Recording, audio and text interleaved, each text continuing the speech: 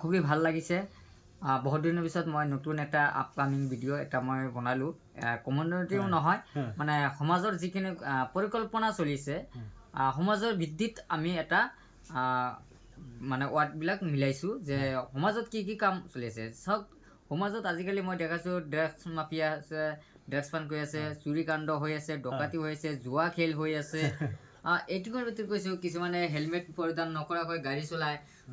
তাৰপিছত দুৰ্ঘটনা কি বস্তু, তাৰপিছত এনেকুৱা ধৰণৰ স্কুলৰ ল'ৰা ছোৱালী কেনেকৈ পঢ়া শুনা কৰিব লাগে, ডক্তৰসকলক কেনেকৈ ট্ৰিটমেণ্ট কৰিব লাগে, এইবিলাক মই কিছুমান স্ক্ৰিপ্ট মই বনাই মই ছাজেশ্যন দিলোঁ।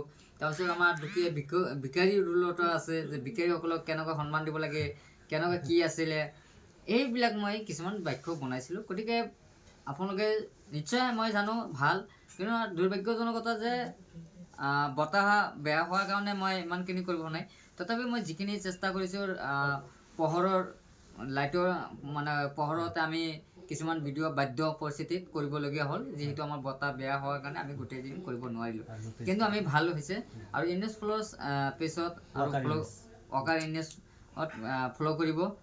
তাৰ পিছত মোৰতো পেজ আছে, আপোনালোকে জানে, মোৰ ভিডিঅ'টো মোৰ পেজত আছে। চুকলি এইটো ক'ব নালাগে, চুকলি জয় আই অসম, এইটো মোৰ অফিচ ফেচবুক পেজ হয়।